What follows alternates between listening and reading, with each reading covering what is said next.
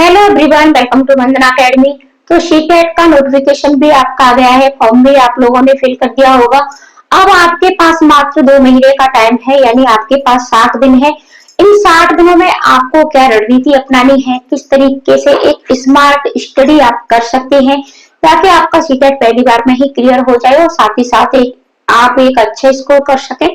तो इस सब पर चर्चा होगी, वीडियो को आप लास्ट तक अवश्य देखें। तो सबसे पहले हम बात करते हैं, चाहे आपका पेपर फर्स्ट हो और चाहे आपका पेपर सेकंड हो। ठीक है, चाहे आपका पेपर फर्स्ट हो चाहे आपका पेपर सेकंड हो, दोनों के लिए ही आपको क्या रणनीति अपनानी है।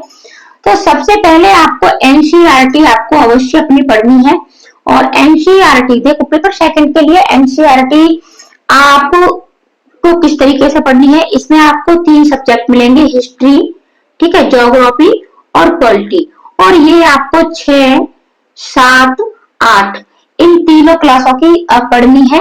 तो सबसे पहले आपको क्या करना है, सबसे पहले आप हिस्ट्री लीजिएगा या फिर ज्योग्राफी लीजिएगा या फिर आप पॉलिटी लीजिएगा, यानी एक ही बुक आपको लेनी है और उस बुक को, ठीक है, कंप्लीट पढ़ना है। यानी सबसे पहले आपने 6 की पढ़ी, फिर 7 की, फिर 8 की। आपको इस तरीके से एनसीईआरटी नहीं पढ़नी है कि आज आपने एक सब्जेक्ट हिस्ट्री का पढ़ लिया, कल आपने ज्योग्राफी का पढ़ लिया, इस तरीके से नहीं पढ़ना है।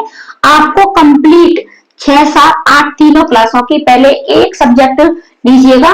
जैसे कि आपने हिस्ट्री लिया है तो तीनों की हिस्ट्री कंप्लीट पढ़िएगा, 6, 7, 8 तीनों बुकों को आप कंप्लीट पढ़ लीजिएगा। इसके बाद आप ज्योग्राफी लीजिएगा, फिर पॉलिटी। ठीक है, और क्योंकि समय आपके पास बहुत कम है तो इसको, ठीक है, इसके लिए आपको समय निकाल लीजिएगा 5 दिन। ठीक है, 5 दिन आप इसके लिए आप रख सकते हो। मान के चलिएगा कि आपके पास कितने दिन है, अभी 10 दिन आपके पास सितंबर में है, ठीक है, सितंबर में, और आपके पास 60 दिन अक्टूबर और नवंबर, क्योंकि 1 दिसंबर को तो आपका पेपर ही है। ठीक है, तो अक्टूबर और नवंबर में तो दोनों इनको हम काउंट करेंगे तो 70 दिन है आपके पास। इन 70 दिनों में से आप 10 दिन सिर्फ और सिर्फ रिवीजन के लिए रख दीजिएगा। वैसे तो रिवीजन हर बार मैं बच्चों से कहती हूँ कि कम से कम 15 से 20 दिन करें, लेकिन इतना आपके पास टाइम नहीं है, तो मात्र आप 10 दिन का ही टाइम अपने रिवीजन के लिए रखिएगा। तब आपके पास 60 दिन बचे। अब इन 60 दिनों में प्रत्येक सब्जेक्ट को आपको कितने दिन देने हैं, तो उस हिसाब से आपको अपनी स्टडी तैयार करनी है। मान के चलिएगा कि 60 दिन है आपके पास, और 60 को अगर आपके पेपर फर्स्ट में 5 सब्जेक्ट होते हैं और पेपर सेकंड में आपके 4 होते हैं, लेकिन 4 में एनसीईआरटी में आपको, ठीक है, हिस्ट्री, ज्योग्राफी, पॉलिटी, ये 3 सब्जेक्ट पढ़ने पड़ते हैं। एसएसटी के लिए, मैथ साइंस के लिए भी आपको साइंस की बुक पढ़नी पड़ेगी और साथ ही साथ मैथ भी पढ़ना पड़ेगा। ठीक है, तो अगर इसको हम 5 से डिवाइड ही कर ले, ठीक है, 5 से ही करते हैं, तो टोटल आपके पास 12 दिन आएगा। ठीक है, यानी प्रत्येक एक सब्जेक्ट के लिए आप 12 दिन अपने रख सकते हो। इस 12 दिन में भी, ठीक है, इस 12 दिन में भी आपको क्या करना है, इस 12 दिन में भी आपको ये यहां लिख लेते हैं, सिलेबस पर चर्चा होगी। तो इन 12 दिनों को भी आपको, ठीक है, इन 12 दिनों में भी आपको क्या पढ़ना है, आपको अपना कंटेंट पढ़ना है। ठीक है, इन 12 दिनों में आपको क्या करना है, इन 12 दिनों में आपको पीवाईक्यू भी लगाने हैं। और पीवाईक्यू के साथ साथ, ठीक है, अगर कोई एनसीईआरटी की बुक है आपकी, ठीक है, तो आपको एनसीईआरटी भी पढ़नी है। एनसीईआरटी पढ़ने के साथ साथ आपको इसका रिवीजन भी करना है। ठीक है, इन 10 दिनों के साथ साथ इन दिनों में भी आपको रिवीजन करना है। तो आप अपने हिसाब से इसको रख लीजिएगा। जैसे कि मान के चलिएगा आप हिंदी की बात करें हम, ठीक है, तो हिंदी और संस्कृत आपकी जैसे 2 लैंग्वेज है, तो दोनों लैंग्वेजों में आप, ठीक है, भाषा की बात करते हैं, तो भाषा के लिए आप 12 की जगह, ठीक है, 12 की जगह आप 10 दिन रख सकते हो। और इन 10 दिनों में आप मान के चलिएगा कि देखो प्रैक्टिस, यानी पीवाईक्यू आप डेली एक लगाइएगा। ऐसा नहीं है कि पहले क्या करता कि अगर आपके पास प्रॉपर टाइम होता है तो प्रॉपर टाइम में हम पीवाईक्यू के लिए अलग से समय निकालते हैं, अलग से हम 10 दिन, 20 दिन, ठीक है, 25 दिन या 1 माह इस तरीके से रख लेते हैं।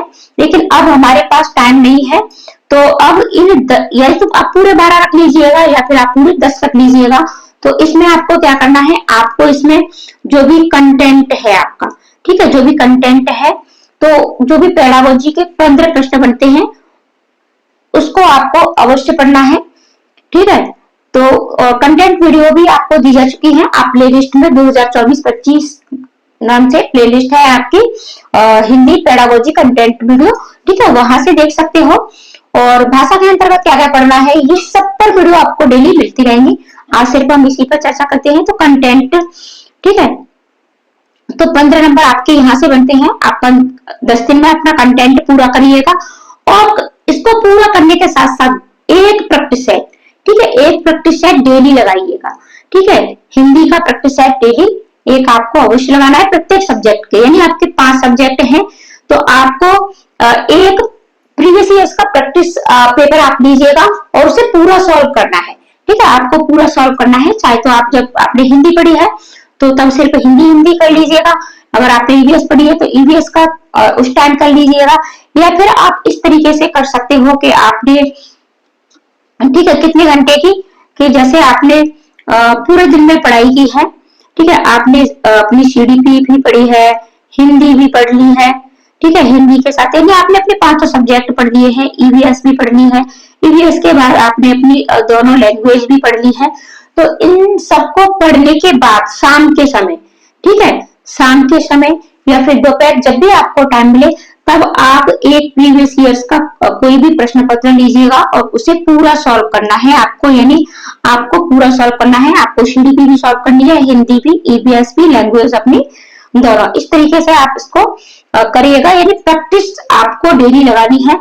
और ये प्रैक्टिस आप अगर आप लगा सकते हैं तो ये प्रैक्टिस आप ज्यादा से ज्यादा पीवाईक्यू की लगाएं, ठीक है, पीवाईक्यू की लगाएं।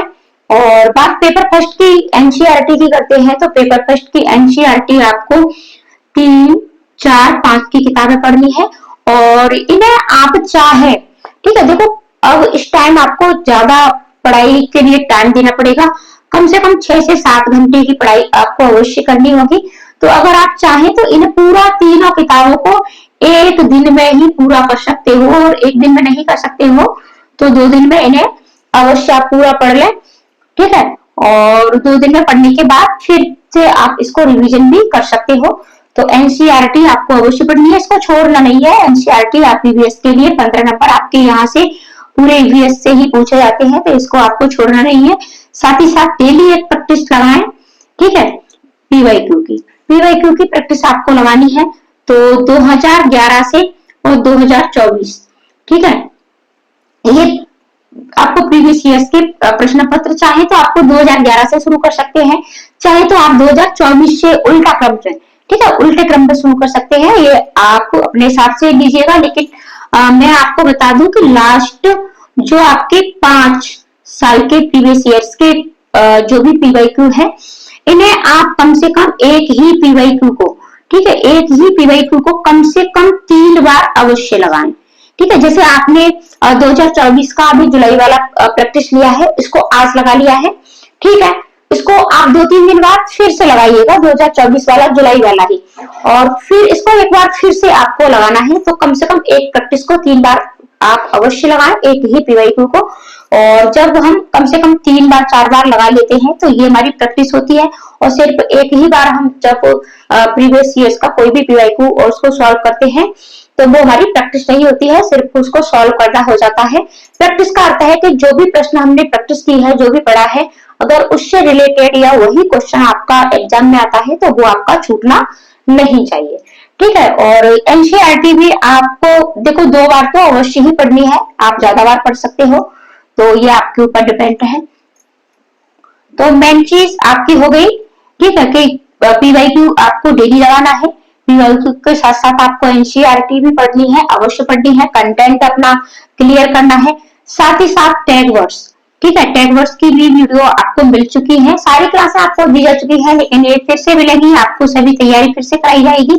देखो टैग वर्ड्स भी आपको सीखने हैं और ये आपके पॉजिटिव और नेगेटिव, ठीक है, पॉजिटिव टैग वर्ड्स और नेगेटिव टैग वर्ड्स होते हैं।